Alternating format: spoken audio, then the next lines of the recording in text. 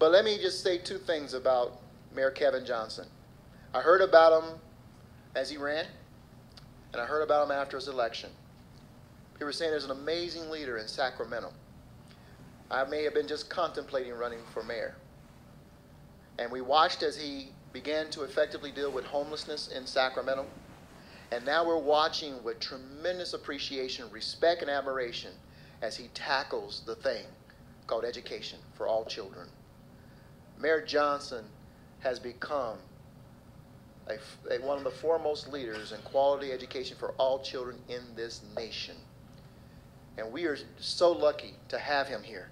He just recently was elected Vice President of the U.S. Conference of Mayors, and that is a reflection of the respect and admiration that we have for him, not because he played NBA basketball at 72,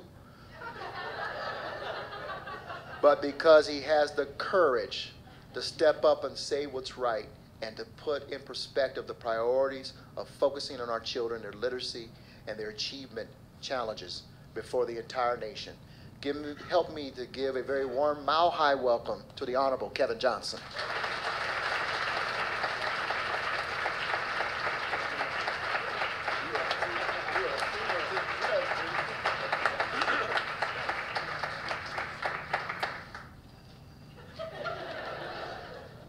They told me if I came to Denver, get a free hotel, a couple free meals, and would get recognized.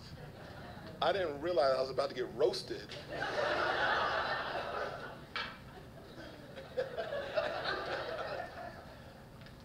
So my conversation is going to be one that's light, a little bit heavy, and then a little bit, hopefully, inspirational. So let me start with the light first. Mary, thank you very much for what you do in Springfield. Certainly, you folks from Springfield talk about how little the community is, but yet you guys are doing very big things. And I think that's true for everybody in the room. It doesn't matter the size of your city. It's the heart and the commitment and the intention. And I just want to thank Mary for your commitment. Anybody in here, before I use this light example, a basketball fan? Can you raise your hand? So I should be at home now. Okay, yeah.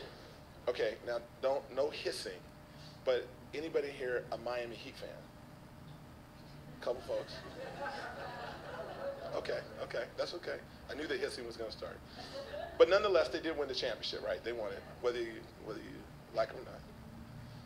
The Pat Riley of the Miami Heat, the guy who selects the players and calls all the shots, that's Ralph Smith here.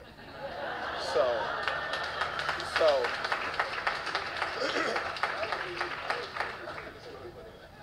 since everybody's roasting everybody, this man right here has orchestrated this campaign in a 2-year period of time that you would be thinking that he wrote his thesis in college about. He's a recent graduate. Mike, do you see a recent graduate? He literally, all three of us as mayors, if you stay with the Miami Heat theme, Mayor Hancock will be LeBron James. Oh.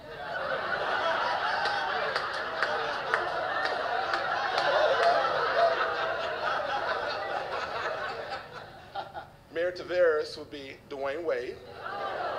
You all right with that? And I'm Chris Bosh. I'm the one that they couldn't win until I got back in the lineup. So, as good as they are, they needed Chris back in the lineup. But on a serious note, Ralph Smith, the Annie Casey Foundation, and many of you in the room, you guys are on to something really, really critical. You have found a way to focus on one area that everyone can relate to. There is not a person in this country who disagrees that kids should be able to read by the time they leave 3rd grade. And what's more amazing is most people are alarmed at the fact that most kids aren't on track. And there is not an outrage because people don't know.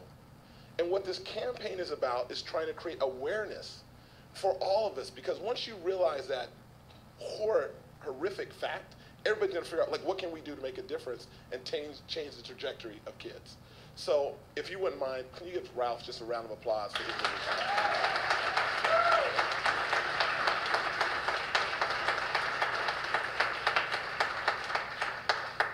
Mayor Hancock, also known as LeBron,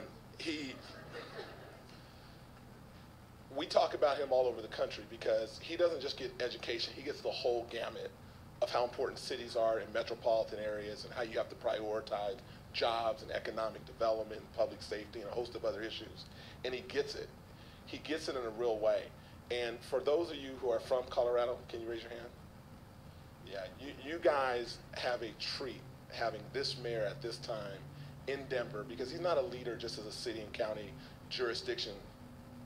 He's a leader statewide, because what people are talking about around this country is what Denver is doing and how it's impacting the state of Colorado.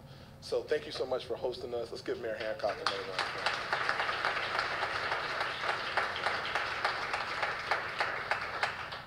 I'm going to save the mayor at the end to the end because I'm going to bring him up, and then I'll properly acknowledge Dwayne Wade when I bring him up. So let's jump into the serious stuff really quickly.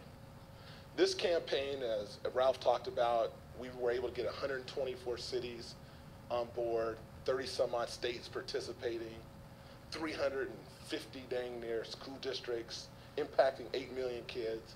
Like a movement. We are on the brink of something.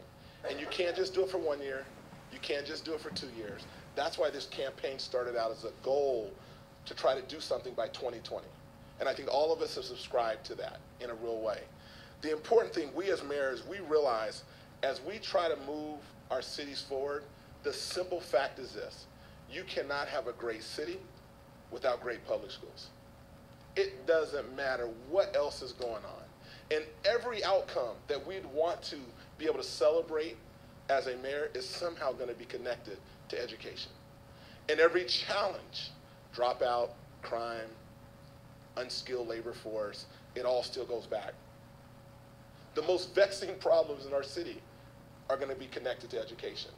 What you folks need to know today, and this is probably my first big point, is that there is a new commitment from mayors around this country, is that we are not going to sit on the sidelines when it comes to our children.